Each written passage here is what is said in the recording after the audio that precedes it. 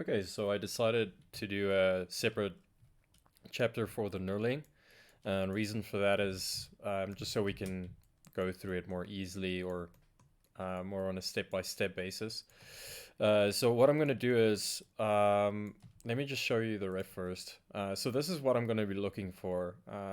Most probably going to be 4 diamonds going diagonally, and then we'll do some sharp diamonds over here. And then I'm most probably going to do the front to fit something like that. You can, if you want to, do something more traditional. There's a lot of reference for it, like this one has more some traditional knurling. But the reason for me changing it up a bit is so I can just show you some different ways of approaching these things. So I haven't actually approached it this way in a long time because I actually have a script for this, and I would suggest actually go checking out this guy's stuff on the App Store. Swivel is the guy's name. It's called Null Maker. It's really good. It's most probably not going to load because the network's really slow now, but you can see it's really solid. There's some really good examples here. And normally I wouldn't plug this for free, but I mean, this guy has some good stuff. It's really worth the money. So I would definitely, if I was you, buy it. But for the sake of this tutorial, we're just gonna do it al manual. So, all right, let's get into it. So I made some cuts here already. So you can just go in and make some cuts because we'll be using this one. So my method is not the fastest method, but I like using this method because it gives me more control. So what we're going to start by doing is just make a construction plane. And this will just allow me, so my canvases are hidden, and this will just obviously allow me to draw on this surface. Come on.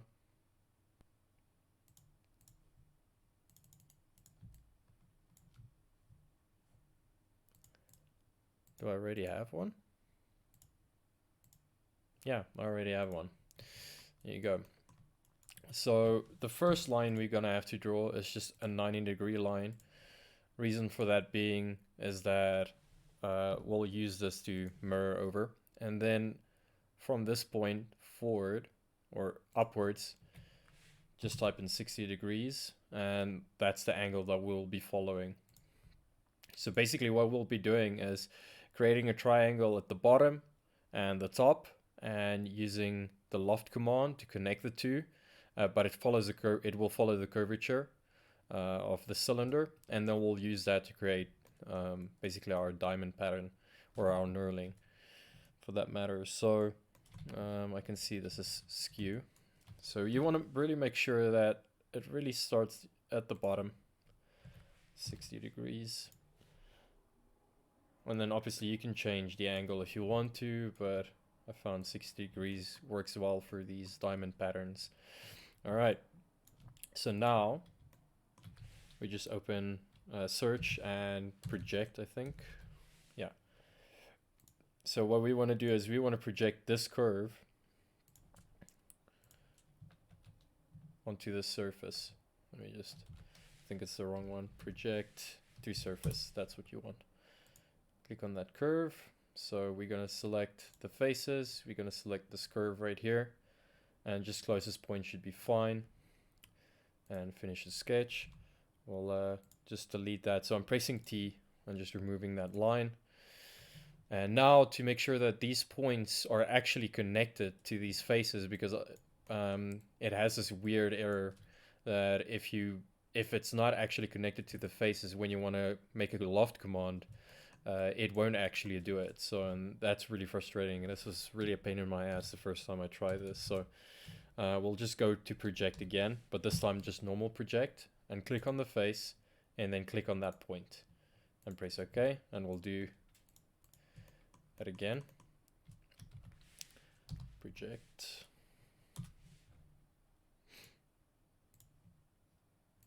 All right, so now everything should be aligned. So I'm going to start with the top. We're just going to make, let's call inscribe polygon. Click on the surface. Go to your point and just click on that. Make sure that it actually projects on the right axes. 3, let's make it 0.2 and make sure that it's 90 degrees and finish the sketch. Do the same at the bottom. And there's like, you can really go look this up online. There's a lot of ways you can do this. I just found this to be consistently the best results, but honestly it becomes really tedious when you have to do a lot of patterns. That buying that script that I told you about is just, it's going to save a lot of time. So go into the loft tool, select your triangle and the other triangle. I don't think this is going to work because that one selected way too easy. And then the guide rail, yeah, that's not going to work.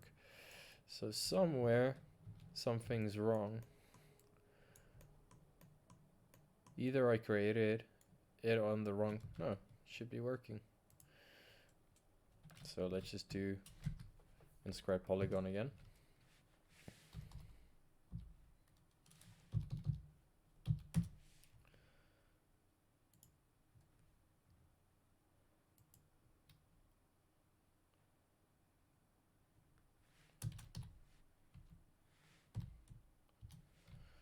Okay, let's try this again. Nope. Okay. Okay, I'm just gonna redo this, but just go through the steps fast this time, so don't mind if the footage is a little bit sped up at this point.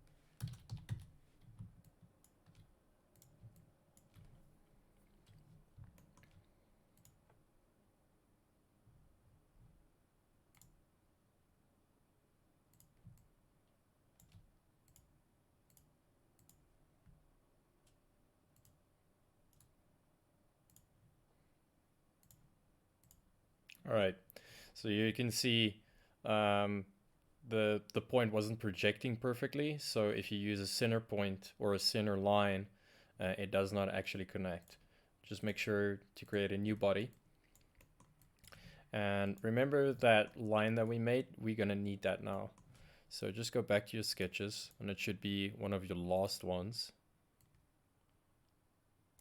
Right here. Nope, not that one. There we go. Just split this body. And we just want to make sure that this is mirrored from that axis. You can join them. And just make sure that these faces extend. It's most probably not going to allow us to extend from the bottom. But what we can do is just move this down a little. Let's hide all our sketches. We can actually weld these together again.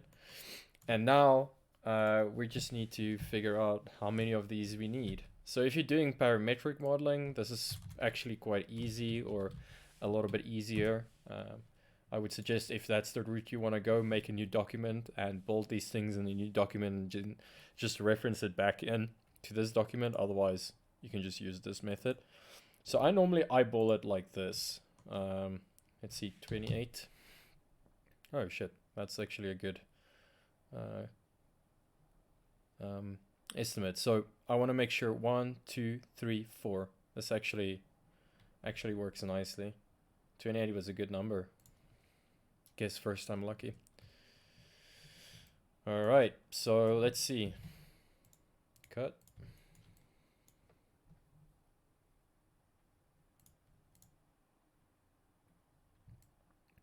Yeah, looks pretty clean. As you can see, the geo intersects pretty nicely, so it's just cleaner this way. Gives a good result, and you can still push and pull out of these things, which makes it nice if you need, like, I guess, more width. And so obviously if you need deeper cuts, just move the geo in further. So let's go back. Let's say you want it, like you want deeper cuts. Let's just make this bigger. Okay, or not. Let's do this. Okay. Maybe extend it just a little bit before you actually weld these two together. It seems that. Let's see if I can delete one of these faces and it will clean it up, hopefully. Please be nice to me. Okay, so it seems Fusion is not happy with what we're doing right now. It did look like it was actually extending at one point. So maybe, oh, you can actually get away with it a little bit, so. Yeah, still retains the geo. So if you want deeper cuts, just bring it inwards. Select that again, and then pattern it.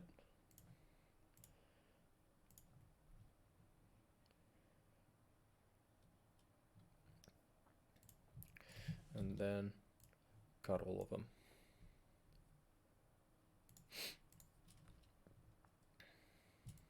So you have a little bit of a deeper cut, if that's what you're looking for. I think this would bake really nicely. Actually, I like this. I might actually keep it this way. So let's do that. I'm just gonna hide all these canvases. Well, there's really no reason for that. So that's one down. And basically you can just duplicate this guy all over. And then in the high poly phase or when you're baking, you can rotate them a little bit so not all of the edges or the angles show in the same direction. All right, so let's do this guy here. And it's basically going to be exactly the same process that we're going to do. I create, construction plane, and then a 60-degree line, and build it out from there. At this point, we're just going to go a little bit deeper. So we want to have these sharp diamonds. As you can see here, that's what I'm going to be going for, something like that. So 1, 2, 3, 4, 5. So more duplication, and it's a lot deeper, as you can see. We most probably want to get to the end of that chamfer. So that's what I'll be doing now.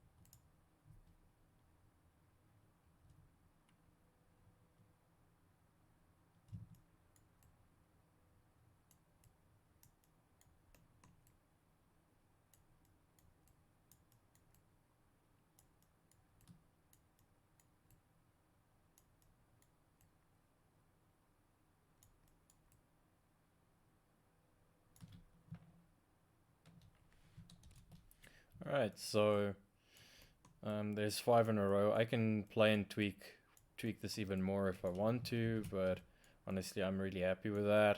I think this will smooth out nicely. It will read nicely in the game. It's nice and chunky, so it doesn't have to be like 100% what it is there, but feel free to play around with it. I mean, hence the reason why I use the script, because it's like a lot of guesswork, and it can take quite a bit of time and be frustrating, especially when you have to do a bunch of these. So yeah, let's move on. So this one will do exactly the same thing, but what we're gonna do is, instead of having it going inwards, we're gonna have it going outwards.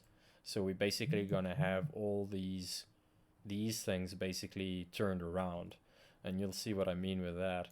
I think that's most probably the cleverest way of approaching it, to get a result like that. There might be easier results or easier ways to do it, but what I expect is to have maybe 60 degrees going this way and another 60 degrees going that way, and then just duplicating them around, following the curvature, but then going outwards. So yeah, okay, let's try that. Hopefully it works. I think it would. So okay, let's get into it. So same thing again.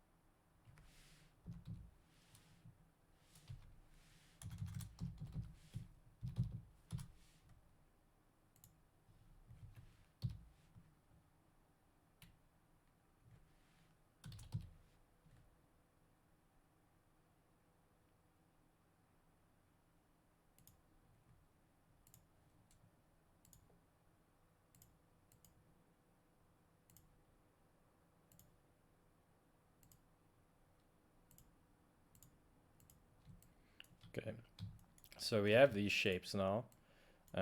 Actually, that's fine. What we actually want to do now is the height of this is actually where this needs to be. So we want to bring these guys down. Let's say over there. I'm just gonna hide the sketches again, and let's do opacity control. Oh, actually, no. Let's do opacity control first. So for me, it's shortcut. Select that face. Select that face. No, not that face. Not that one either. This one. And we just want to extrude these until they touch that line. And then this one. Just bring this back to full opacity. And this one down. Just up. And what I'm going to do is I'm actually just going to send this a little bit. So when all of this is duplicated, we can just split. Or I can actually split it now. So we just make sure that it actually follows that line perfectly. And just adheres to those edges. Let's bring this one back, split this whole thing again. And then mirror.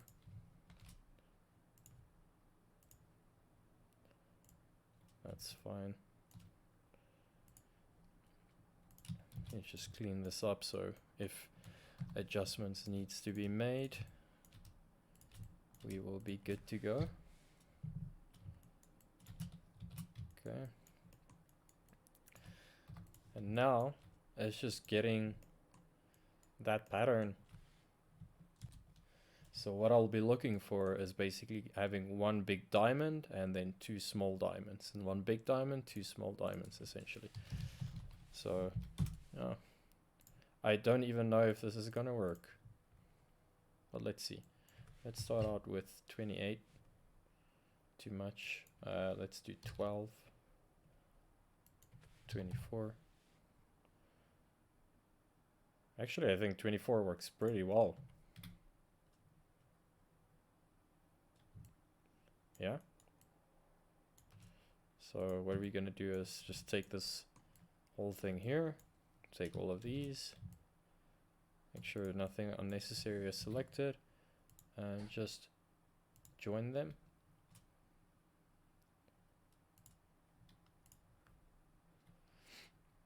And then just one final pass just to make sure, because obviously this is extremely sharp and I'm not gonna go and chamfer all of those. So what I'm gonna do is I'll just create a cylinder just shy of those edges. Maybe that's just a little bit shy. Let me zoom in here. Let's do it there.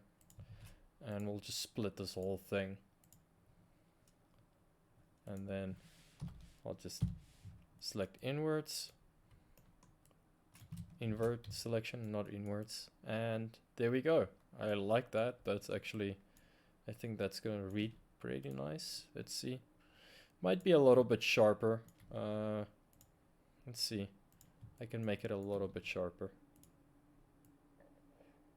That's if Fusion is going to let me. Otherwise, I'll just change it afterwards. Just not cut it as narrow. But this should conclude it for the knurling part of the side. We'll just go into our 3D modeling package, so whether that's Blender for You or Max or Maya, whatever it is, and we'll just do these covers on top of it, and then we should be good to go onto the iPoly.